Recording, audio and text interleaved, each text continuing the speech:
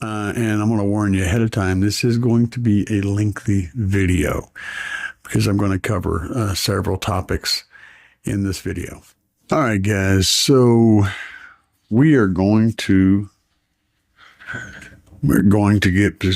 pre-position our knees so we're more comfortable. We're going to talk a little bit about sound quality, car audio, and the first thing I want to get out of the way is I'm not really a brand person. So stuff like Moscone, Gladden, Helix, Brax, Arc Audio, blah, blah, blah, Macintosh.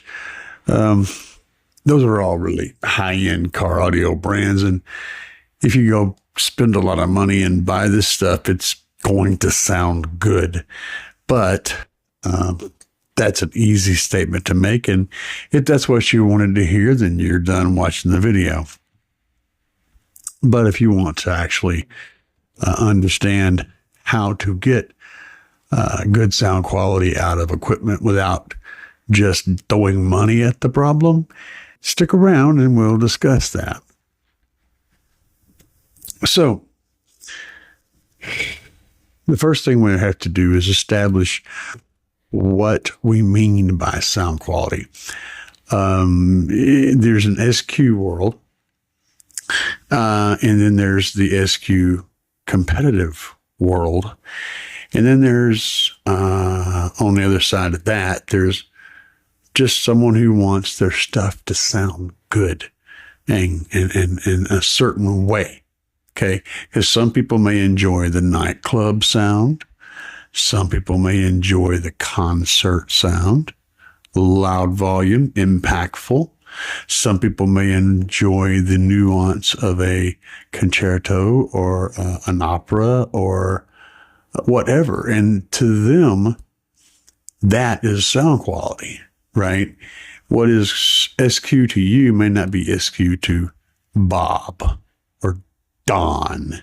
We know Don don't know no crap about sound quality. So there's that. Old Don. So what you're trying to get to is something that sounds amazing to you. And since I'm not you, I can't exactly tell you that, but I can help. Okay. So we've established brands are not really important. And that there is no one thing for sound quality. But there are certain things that all of these have in common. The most important thing you can do in sound quality is control. Control is key for any element of good car audio reproduction or any good audio reproduction. If you look at a recording studio, they have 40 tracks, 30 tracks. Each one of those tracks has got dozens of EQ settings and all this stuff. And the reason is because when they're recording it, they need control over every single element of every single sound that they can get. If you look at a reproduction system, same thing. You look at a board for someone to play music in a venue. Same layout, lots of control. So whenever you're wanting to reproduce music, you're still dealing with a sound that's going to pick up dirt from everything. It's going to be dealing with off-axis reflections, comb filtering, coloration of sound because of the way it's bouncing around, cabin gains, and all these sorts of things. The room gain. If you're familiar with this stuff, you're going to know that if you stand in a corner, you're going to get more bass because of the way the corner reflects and amplifies certain frequencies of sound. All of those things are in play in a car as well, which is why you get a different SPL score with the mic in the window on the dash there, above the dash on the window, than you do in the kick panel down on the floor. It's because of the way that cabin amplifies certain frequencies in different areas. So knowing all of these things, Bass is not the only frequency that gets, walloped around and amplified and cut. And so you need control. You need control over the signal, the reproduction. You need control over the amplitude. You need control over the frequency amplitude. You need control over the phase. You need control over the time alignment, timing. You need control over all that. Plus, you have to be in control on where those sound sources are. So a tweeter being here is going to make a different situation than a tweeter being here or here. Okay. You are in control of where that location is. And as a side note, and I will try not to mention it much, but customspeakerpods.com, A-pillar tweeters, A-pillar mids, lots of doors. If you're wanting to put cool pods in your vehicle, put speakers where you want them. Customspeakerpods.com gives you an economical way to do that. The link will be right down here, and you can do that. Now, the first thing I said is control. So when you're building the system, essentially the place to start is by removing the interior of your vehicle. I can tell you a whole lot of other stuff, and I can skip this. And some people say, oh, you don't need to do that. Fine, you don't. But if you're wanting to do it right,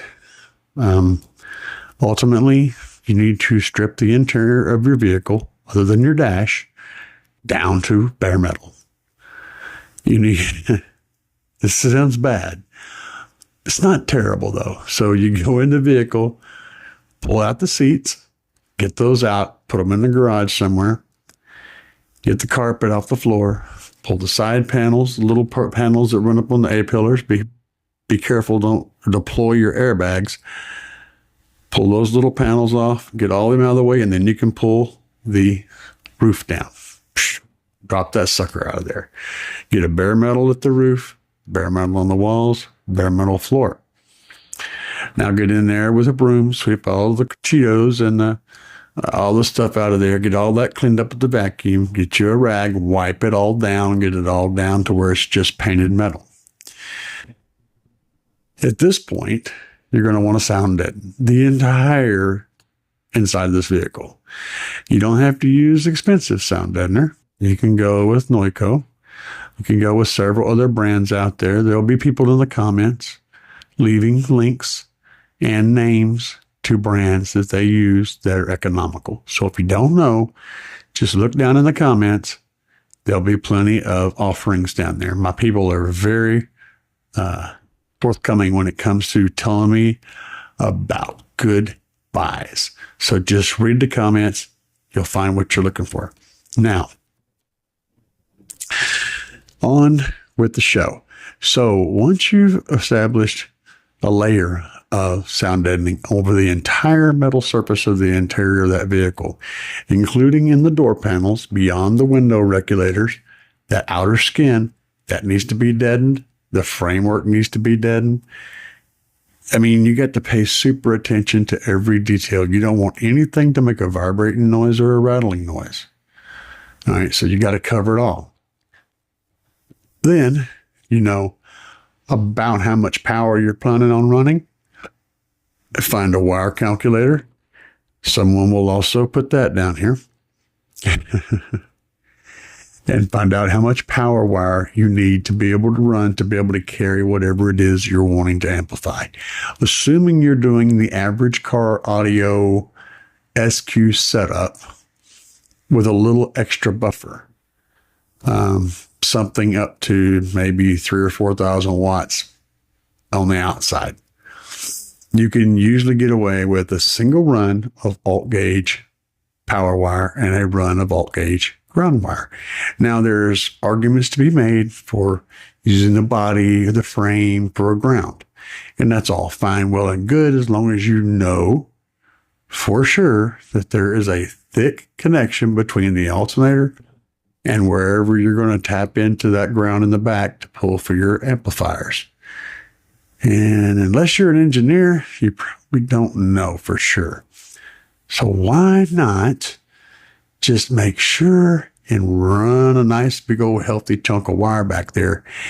And then you can attach it to the ground on either end also, but make sure you've got that good healthy conductor for your ground and then your positive. You need to fuse that positive in the front at any battery in the vehicle. So if you've got a battery in the front and you decide to add one in the back, you fuse that big old power wire at that front battery as close as you can to that terminal, and you fuse it in the back to that back battery as close as you can to the terminal. Any wire that's not, it's outside of those two fuses is not fused. So get it close. That protects that wire. That wire gets shorted out anywhere. It doesn't burn your car down. It blows one or the other or both fuses. It blows fuses instead of blowing your car. It's good. Life is good. Okay. Get that run. Now, to prevent noise, like I said, we're going to the basics here because these are the foundation of how to get this done. If you skip any of these steps, you're going to wind up having issues later. So to prevent noise, run a power and a ground, like a 16 gauge, 12 gauge, 14 gauge, whatever, something healthy from your stereo in the front that you're going to use for your head, for your source. And usually it's the yellow wire and the black wire. Okay, the actual power wire for the stereo and the ground wire for the stereo, not the turn-on wire that turns the stereo on, which is usually a red wire, but the yellow one and the black one. Run that wire all the way to the back, and right back there at your amplifier, if you're going to have a battery in the back anyway, connect that ground and that positive from that stereo really close to where your amplifier is.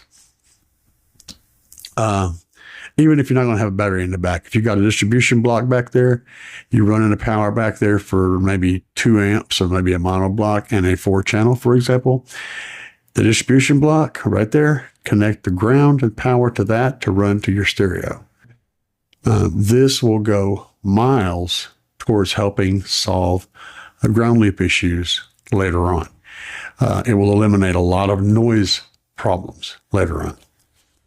While you're doing this also, you need to run yourself if you're going to run a normal front stage, like where you're going to run 4 speakers in the front, 2 ways, like a 6.5s and tweets, then you need to run a 9-wire.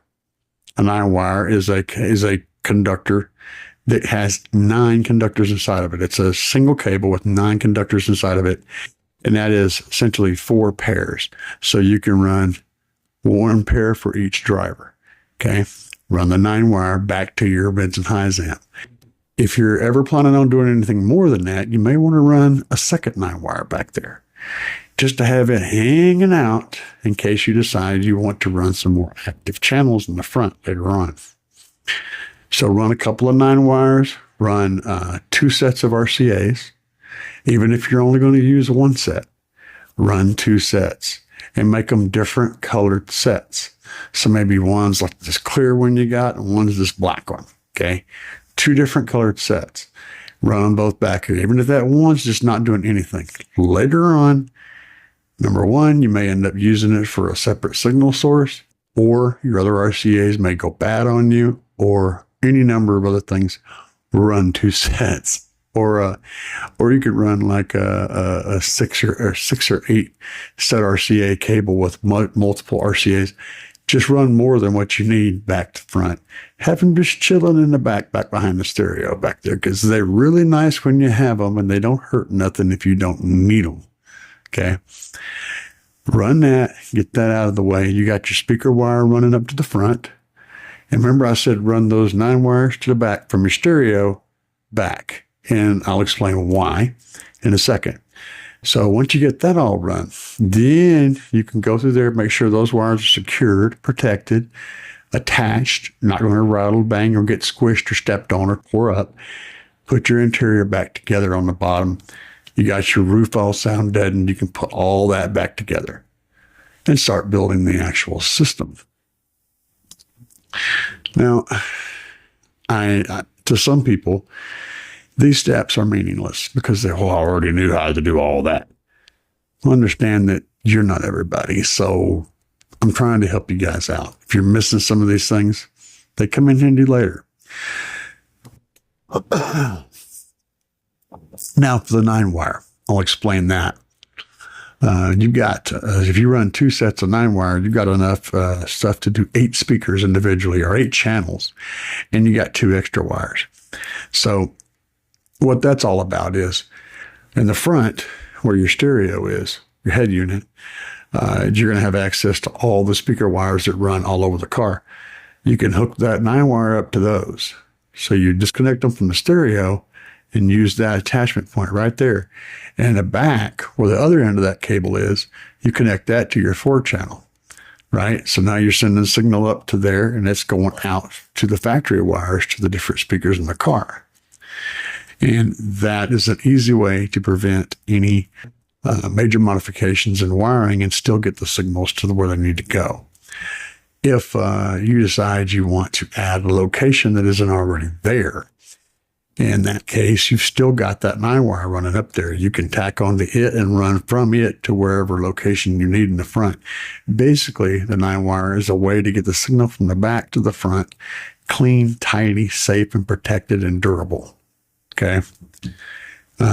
This is all key to making this work. Later on, all these things that you're doing now are going to add up to an overall high-end system. Okay. And it doesn't matter how you're going to proceed past this. These steps are going to be the same for everybody.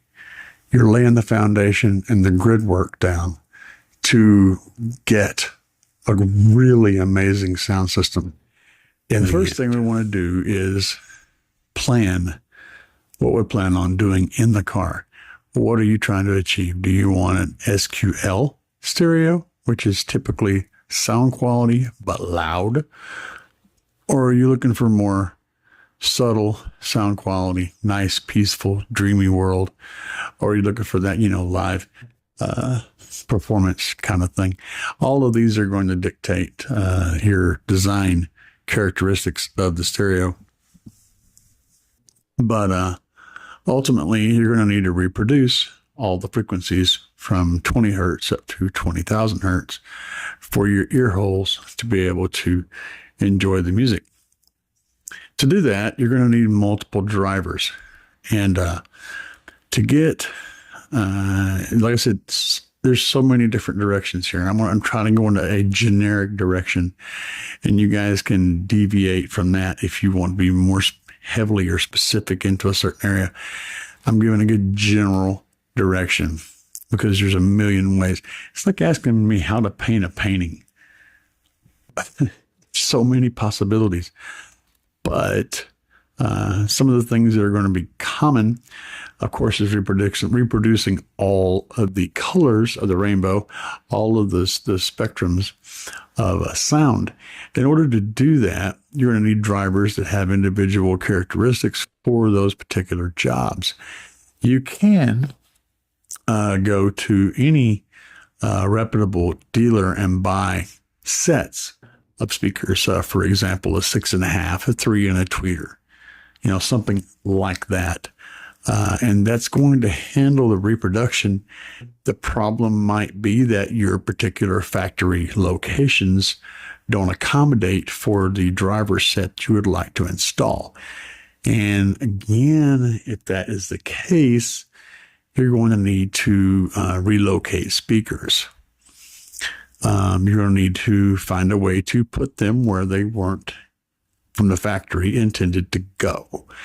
And that's going to be a thing for customspeakerpods.com. Link down below. Head down there and find some pods to fit the drivers and the locations that you're trying to do. But some of the things that people usually want to do is get your soundstage up high. Get it up over the dash, up in the windshield area. You want to kind of visualize that you are sitting at a show, a concert, a bar, whatever, in your driver's seat and you're looking ahead of you and you're perceiving the music, the artist, the instruments, the band, the orchestra, the opera singer. You need to hear that sound coming from there. You don't want to hear it coming from down on the floor by your ankle or under the dash or wherever the weird locations are that the factory installed the speakers. So in order to do that, there's multiple layers of solving this problem. Because number one, you're in a car. It's a big fishbowl full of glass, lots of hard reflective surfaces. And that's terrible for acoustics. You're also off center in the car. You're on one side. So that's terrible for acoustics. You're in the worst position you could be, in the worst place you could be to reproduce car audio. So making that all work is tricky, right? Well, as a general rule, the further you get the speakers away from your head, the less the perceived differences in distance is. So if you're really close to yourself, the speakers are right here, right? And one is 6 inches closer to you than this one, it's a big difference. But at 5 feet away, that same 6-inch difference doesn't make as much of a problem. That's what I'm saying. So a good location for drivers is in the kick panels, which are pretty far away from you. And you may consider doing custom kick panels, fiberglass. There may be something that you can get, custom speaker pods that you can put in your doors that are getting down there close to that area. But the point is, kick panels are a good location for a mid-driver, especially. If you can't locate them up on the A-pillars, that's the best location. But you got visibility concerns. You've got completely modify those A-pillars unless you go to the link down below, custom speaker pods, pick up some A-pillar pods and solve that problem. But they may not have the pods that you need for your car. And if you go and build those yourself, that's going to be pretty time consuming. So keep that in mind. But regardless of how you go, getting some A-pillar pods is going to help tremendously in getting the sound up high where you want it at. The primary focus of the music, the vocals and the drums and the guitars and the saxophone and all those bass high notes and all that wonderful lusciousness coming from right here where it makes sense, right? So that's the thing you're going to have to figure out early on. How many drivers do you want to use to break up that 20 to 20K? So, you may have a subwoofer that can handle up to 80 hertz and then a door speaker that can take 80 to 300 and then a mid driver that can carry it from 300 to 5K and then or 8K or whatever. And then a tweeter that can carry it the rest of the way up. Or you may break it up into smaller chunks and more individuals. But you also have to consider that the more speakers involved, the more speakers you have to try to group up and put where you need them to be. And you want them to the sound, the primary bands that you're going to listen to, which is like between, say, 300 up to, 8K, or not 8K, but 300. Yeah. 300 up to about 8K. You want that to be in the best position you can get it into. So that's going to be like your 3s or 3.5s or whatever they are. You want them suckers to be right out here, right? Because they're going to contain the bulk of the information that's going to tell your brain this is where the music is coming from. And then you can break that up into chunks too, but just remember that you got to have a channel for each one of these drivers. So if you run 6 channels in the front, you've got 1, 2, 3, 4, 5, 6 channels that you have to amplify, 6 channels you have to RTA, 6 channels you have to DSP, so forth and so on.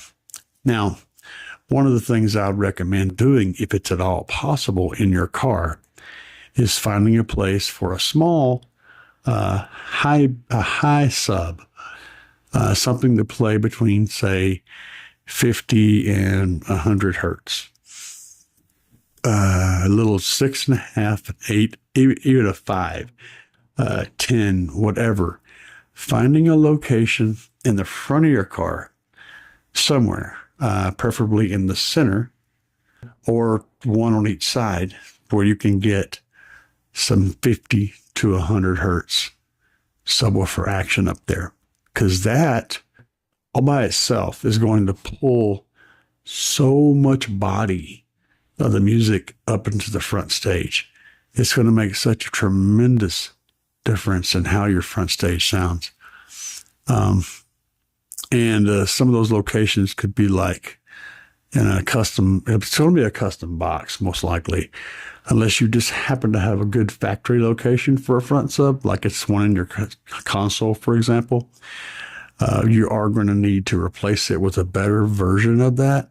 So if you've got like a 5 in your console, you're going to probably want to modify that to hold a 6.5 and a better version of a 6.5, which is going to put more power on it. And whatever you've got there now is not going to take any serious power. You're going to wind up blowing it. And boy, let me tell you, tearing that console apart to replace that driver is going to make you want to kick kittens. Okay. So while you're doing all this, you want to put something solid in there that you can rely on. A good solid subwoofer up there if you have the space for it. If you do not have the space for that, then you're going to need to either build something to go on the floorboard up under the dash, up into the very far reaches of the kick panel. Doing some fiberglass work. It's a lot of work, but it can look really, really nice. Or you're going to need to thoroughly and amazingly reinforce the doors. You can either build a pod in there, a wooden pod that you can put in the door, and fiberglass into and bodywork into the door panels. Or again, link down below, customspeakerpods.com, pick up a set of pods. When you put those in, you're going to probably want to go in there and add sound deadener in all the seams and everywhere you can, like every surface you can find, sound deadener. Just make it all rock solid. Sound deadener over the original factory speaker hole in there so that you got a good area for it to pressure, nothing in there for that bass to rattle. And then what driver you put in the door to make bass, if you're wanting to do the bass in the door, needs to have a QTS of around 0.7. It needs to be able to play free air because there's not going to be an enclosure there to help maintain cone control. You're going to need to mechanically maintain cone control, which means you're going to need a QTS of 0.707 or something in the range of 0.7. You want that to be a good fit. And to be honest, most car audio drivers do fall within that category. So it's not going to be terribly hard to find one, but you're also going to want to find one with a fairly low FS, something that's it's got a natural frequency of like 30 or 40 hertz, something like that, 50 hertz. It needs to play pretty low. So you're going to be looking for what we would call a mid-woofer or a mid-bass speaker, not just a normal standard issue 6.5-inch door speaker. It's going to need to be a specialty speaker that's designed to play lower frequencies. And then you're going to need to sound deaden the crap out of it, like I said, because it's going to want to vibrate everything. But you need to get that bottom end in the front of your vehicle, or it's always going to sound like mids and highs in the front, subs in the back, and it's just not going to make you happy. So that's the next step to that, figuring out what you're doing there. You can usually run with, say, a 3-inch or a 3.5 or a 4-inch, something like that, up in maybe a dash location or a high door location or A-pillars, link down below, and then a tweeter on top of that, and get those guys up as high as you can, as close to eye level as you can, because that's where most of that information is at. That's going to get that sound filled up. So figuring out how many drivers you're going to use to split that frequency up and where they're going to go, that's all part of the planning process. Now we're going to talk about the DSP a little bit. For those of you who don't know, a DSP is short for digital signal processor. And what that means in layman's terms is it's a fancy equalizer and a whole lot of other stuff. It's a way to manipulate the signal before it goes to the amplifier. And at a low level signal. So with the DSP, you can equalize each individual channel of that DSP separately. You can EQ this one speaker different from this speaker, different from this speaker. Okay. And while that's important is, like I said, you're sitting off center in a bad space. So this driver and this driver are not going to sound the same to your ear holes. Okay. You got to trick this driver. You got to tweak it to where the sound that comes out of it in its location in the car where you're sitting at sounds the same as what's coming out of this speaker way over here in its location in the car where you're sitting at. And those two equalizing situations are not going to be even remotely the same. You're going to have to do a lot to both of those so that when the sound gets to your ears, your brain perceives them as being right here. You follow me? Okay, like my earphones. To trick your brain into thinking that this is going on, it's a lot of work in that signal. Then there's also time alignment, which is part of what I just said. So you've got one driver right here and one way over here. The idea is to tell this one over here to hurry the heck up and tell this guy to wait. So this guy's coming along. When it finally gets up here, then this guy can go, bam, they hit you at the same time. Your brain goes, oh, they're the same distance away from me. I must be in the center. See, it's all about tricking your brain. But the more you can do in the physical world, the less you have to do in the digital world. Okay. That's why we talked about speaker placement so much. It's so important. So a good DSP, you're going to want to find one, and they're not going to be cheap. They don't have to be super expensive either, but you're going to want one that has a decent review. Look for a good low noise floor. So what you're looking for is in the reviews, people talk about how it has a hiss or a hum or anything like that. Just skip right on past that one. You don't want anything like that. You want someone to tell you, hey, the noise floor is non-existent. There's nothing down there. It's just dead silent. That's the kind of stuff you want to hear. Okay. Clean, good noise floor. Keywords to look for in your reviews.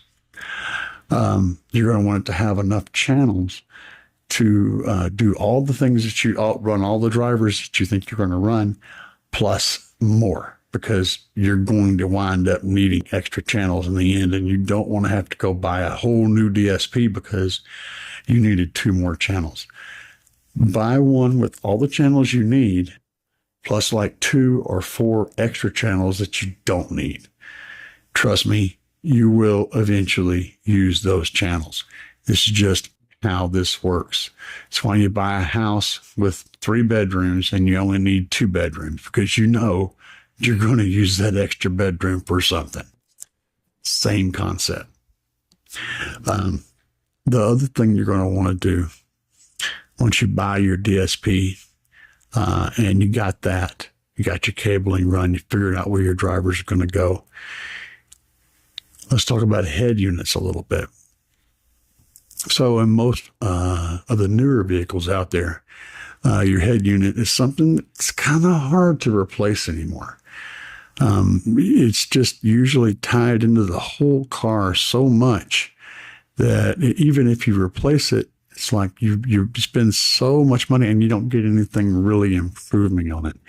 Now, if your car is an older car, 5, 6, 10 years old, it may not have the features you're looking for. So if all you need is Bluetooth and it's got Bluetooth, Bob's your uncle. You're good to go.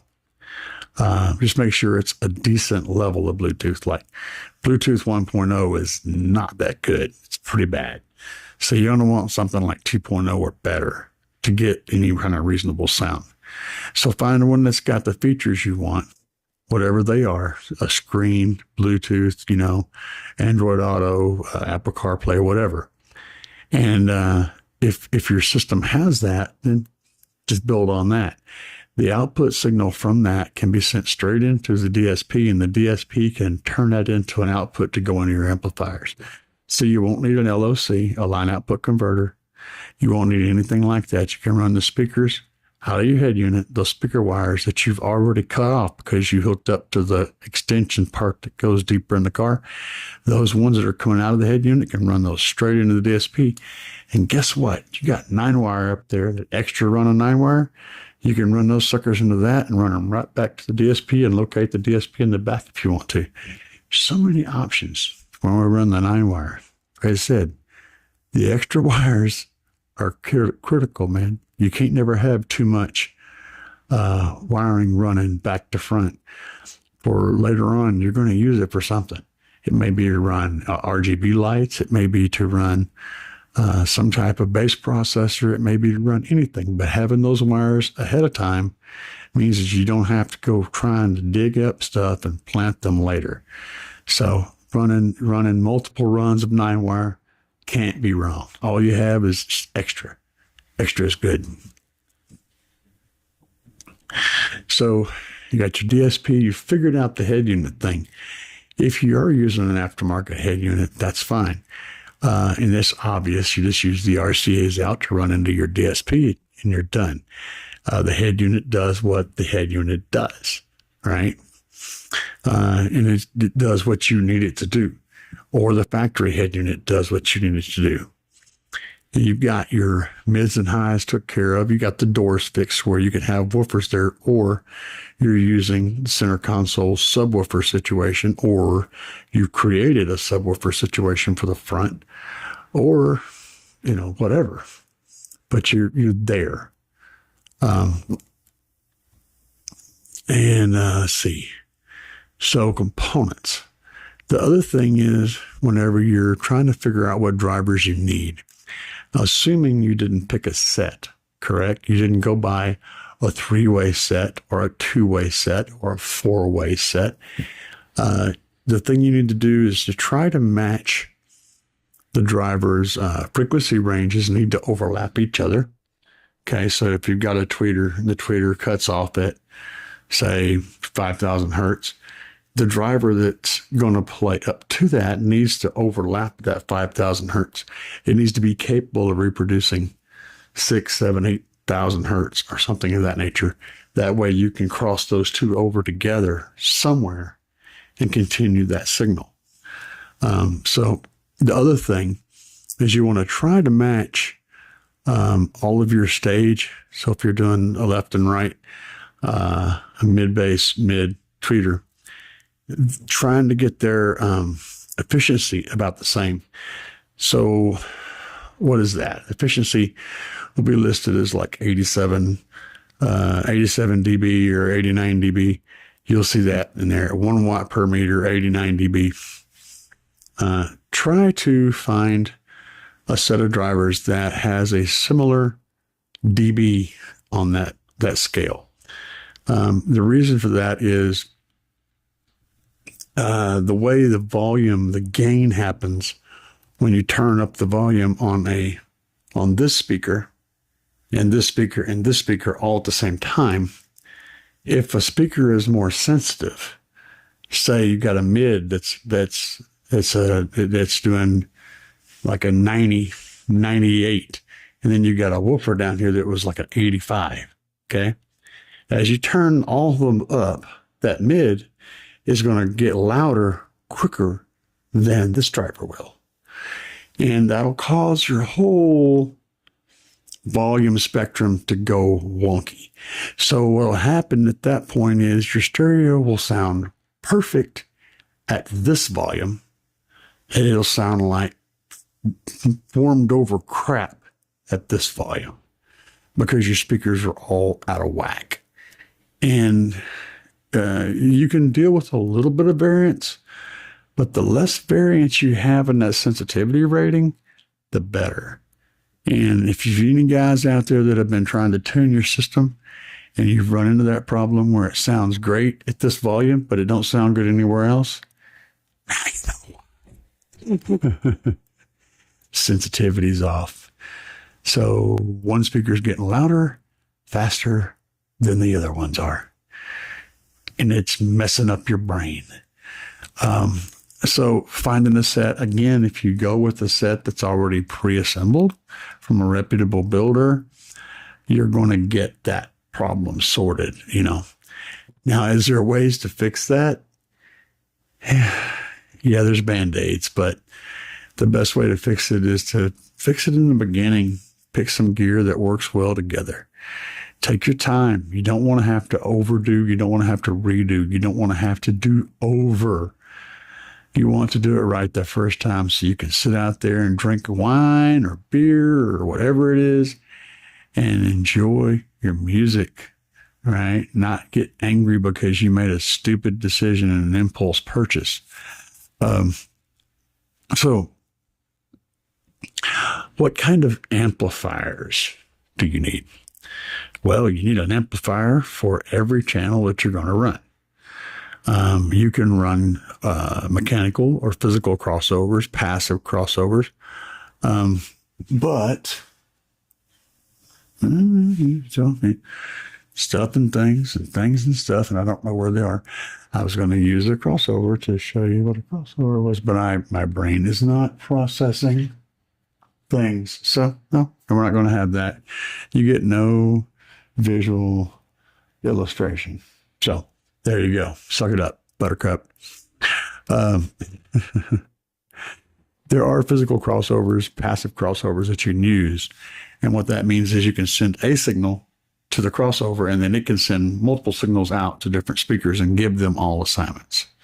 It's kind of like having an assistant manager, right? The problem is you get a real locked-in situation there. If you're not going to be doing any real high-end finessing of the old DSP, passive crossovers can be very effective. And the only downside is the designer of that passive crossover does not know where those speakers are going to be located and what vehicle they're going to be in and all that stuff.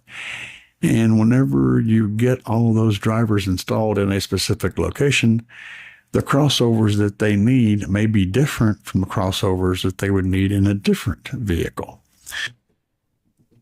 You can see how that would be a problem, right?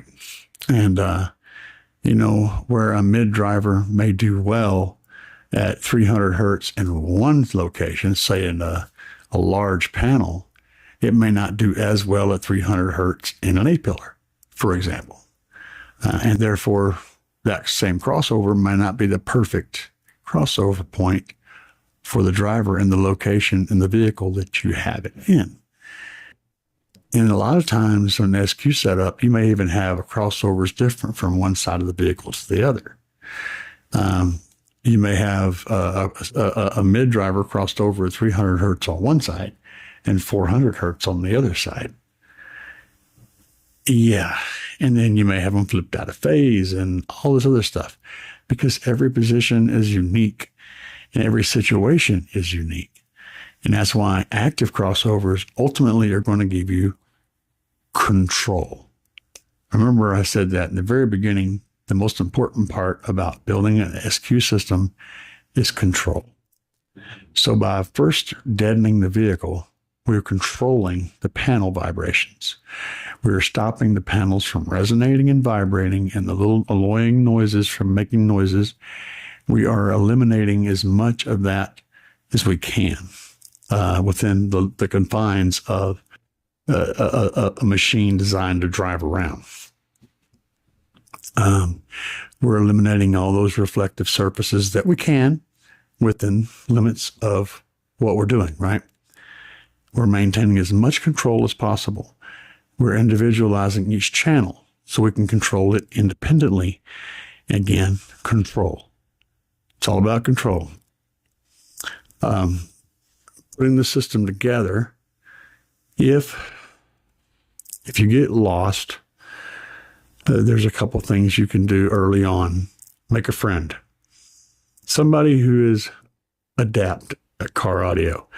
And just because Joe Bob says he's good at car audio, well, what's Joe Bob's car audio system look like? That's going to be a tell, okay? Say, hey, let me check out your system. You ain't got to say, well, what kind of proof do you have? Say, let me check out your system, see what you got going on. If he can't make his own system right, he's not going to be able to help you. So don't take bad advice. Take good advice. Go to some car shows, find some people that are building really cool stuff. Say, man, who did your work? Oh, so-and-so did my work, or I did my work. Now you got to lead. You need to talk to the person. And whenever you have any crazy ideas, run it past them.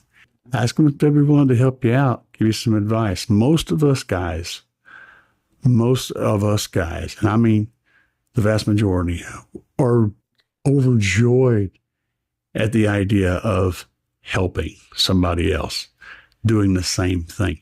We live to share our experiences and our knowledge and share in the joy of doing a job like this, because we enjoy the doing, right? And if somebody else just has some doing for us, I mean, that's just like free joy. We've already done our system, so now we're bored. Oh, you need one built? Well, hell, let me come over and help you. I'll bring the beer. We'll just, we'll get to work on that. And that's the kind of situation you want to get yourself into. And, share it. Share that joy with somebody that enjoys helping. You'll find them. If you look, you will find. Of course, if you live in the Springfield, Missouri area, I'll be glad to help. Just shoot me an email. The email's links down below. Shoot me an email and we'll talk. Ultimately, I think I've covered just about everything. All the nuances. I mean, I fill in all the holes that I haven't talked about with just basic car audio. There's a whole lot of generic stuff that fits around all this. What I'm trying to help with is to understand and to convey the nuances that are things that you're going to need to really think about and do to go down a more channeled, targeted path to get to a specific level of sound quality. And exactly where you go is going to dictate a lot of things that I can't cover every single branch of the tree. I'm just taking the big branches and kind of leading you to the woods where you can take the little paths. I will try to answer any comments or questions you guys have down below. Feel free to ask away, and if I can answer them, I will. If I have a halfway answer, I'll let you know, hey, I think this is the thing. But we have a lot of subscribers, and a whole lot of them are very knowledgeable, and they will absolutely jump in and answer questions that I don't get or that I don't get right. They'll correct me when I'm wrong, and I'm totally cool with that, because you don't learn unless you're corrected. If you're doing something stupid and you don't know it any better, and someone doesn't tell you, you're never going to straighten it out. Of course, there's polite ways and honorary ways of telling somebody, but at least tell them, hey, you're wearing a dumb hat. Why are you wearing a dumb hat? Come on, man, put on a cool hat. But yeah, we got a lot of people that will gladly help you out if you have a question. But being able to see what's going on, being able to smell it, being able to touch it, being able to look at it. Andy, I'm poking fun at Living Loud with Andy. He does a lot of videos. Look, Google Living Loud with Andy and check out his YouTube channel. He's a really cool dude. One of his favorite lines is, "Look at it. Would you just look at it from the video?" You know, cracks me up. He's such a character. But the thing is that most of the people that are going to be trying to answer those questions or give you advice can't see what you have. We're going to need to know a lot of information. You say, "Hey, man, what's the best tweeters?" Come on, dude. I mean, seriously. First of all, we need to know an infinite amount of information to tell you what the best tweeters would be. And even if we know everything, still, we don't have your ears. We don't know where your hearing is and what you're more sensitive to. You know, like myself, my hearing up about 17K starts to fall off. So I like a little brighter tweeter.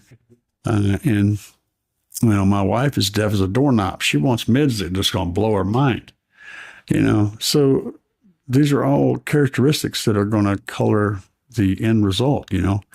What kind of car do you have? What system are you doing? How much power are you going to put on them? What frequency range are you wanting to play? You know, do you prefer metal? Do you prefer sharper or more mellow?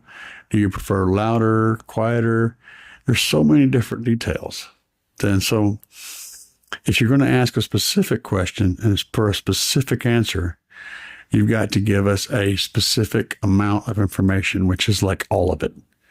We need to know what mid you're going to use to cover it, what frequency range you're trying to play. Again, locations, angles of glass, all kinds of stuff. So if you're prepared, if you're asking for a specific answer, be sure to unload all the information in the comments. And be prepared, because somebody will give you a specific answer. It may not be the answer you want. There is that.